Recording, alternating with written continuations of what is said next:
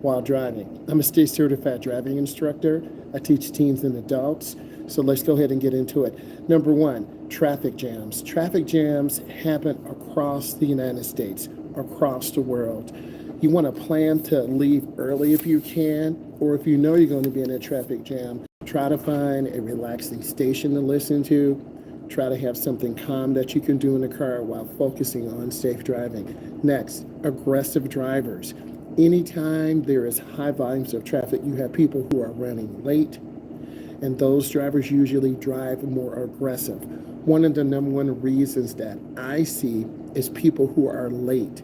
If you're late, you're going to drive much faster, you're going to run more lights, you're going to be switching lanes because you're trying to get to your destination. Next, fear of an accident. Accidents happen around the world. What I can say you need to do, you need to have that defensive driving mindset. Whenever I get adults out onto the road, the first thing that we sit down and talk about is a defensive driving strategy. What can I do as your instructor in 2024 to help you be a defensive driver? Cover your brake, keep more space, maintain constant speed.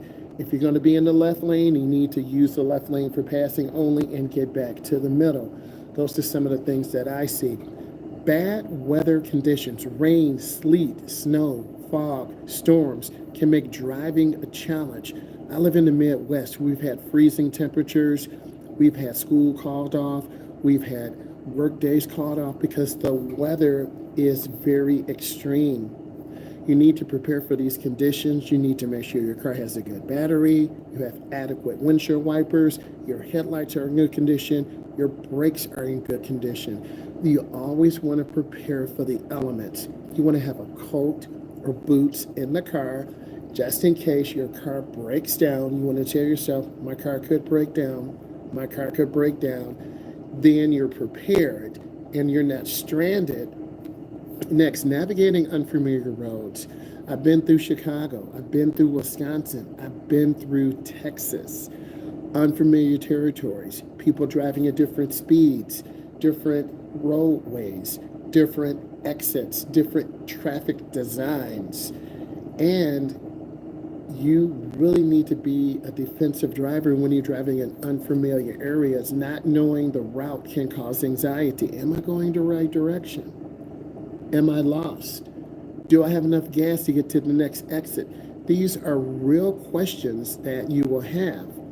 Next, roadway construction, detours, changes in traffic patterns can be very confusing. You might be driving on the right side.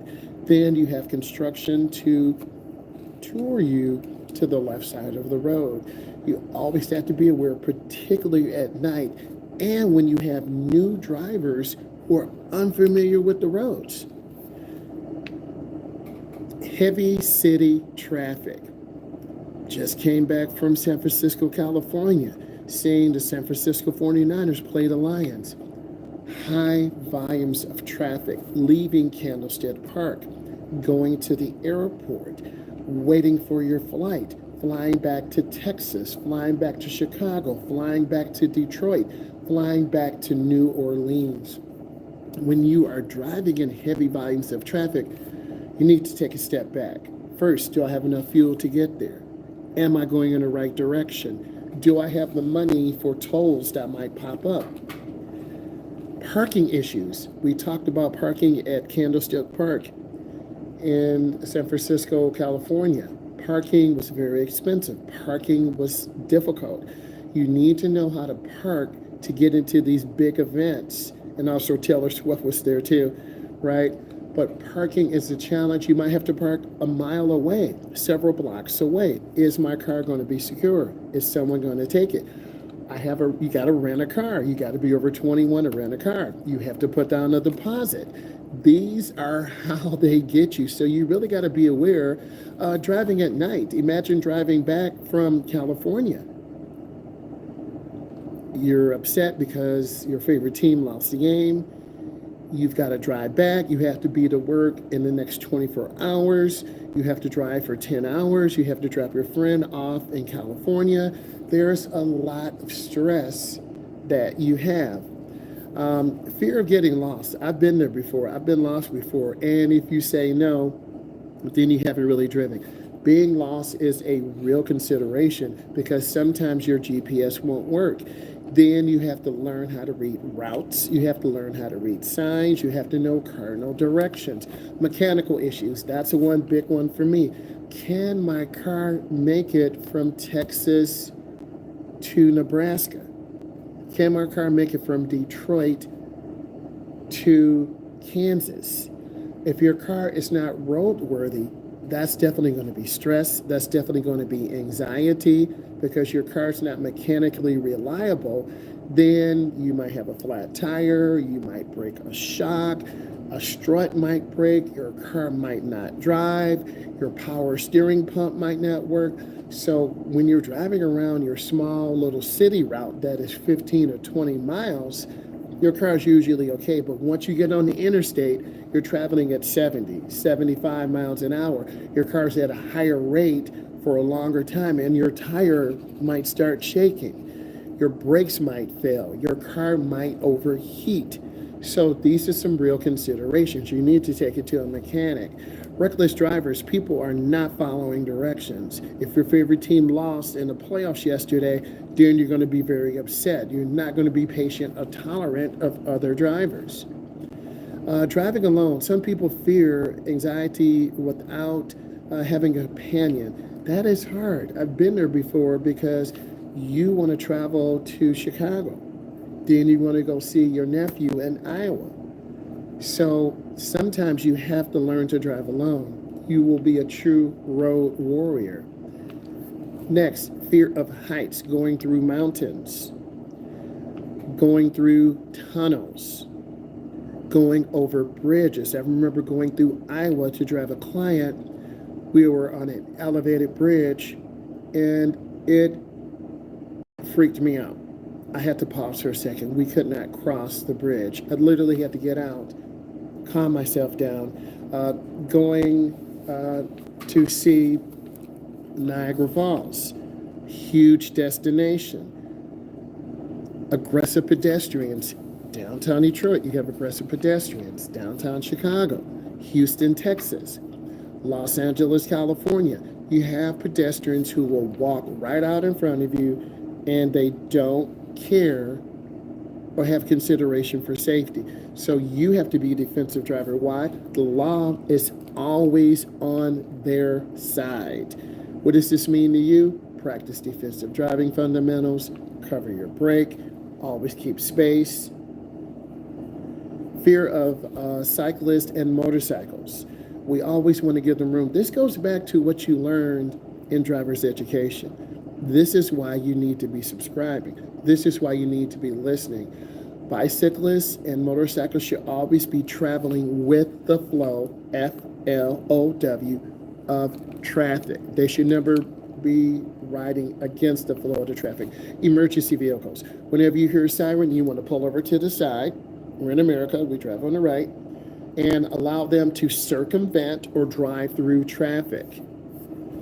Fear of intersections, very dangerous places. This is where most accidents happen. As an instructor, I want to prepare you and tell you intersections are the most dangerous place. You have to yield for oncoming traffic. You got to allow traffic to go by. I had a client who was in an accident. They got a ticket, and it was their fault because they failed to yield, and they totaled their car. Now they're off work for a few days, and they have a mild concussion. It's very serious out here. Next, inability to control surroundings. You can't control downtown Chicago. You can't control downtown Detroit. You can't control San Francisco, California, when the Detroit Lions lost and San Francisco won. You can't control what happens in your environment. If people are going to celebrate and riot and be crazy, you can't control that. If people are going to be calm, they're only calm because police are there. They're only calm because they see law enforcement. You always have to prepare for the unusual circumstance where people will behave very badly.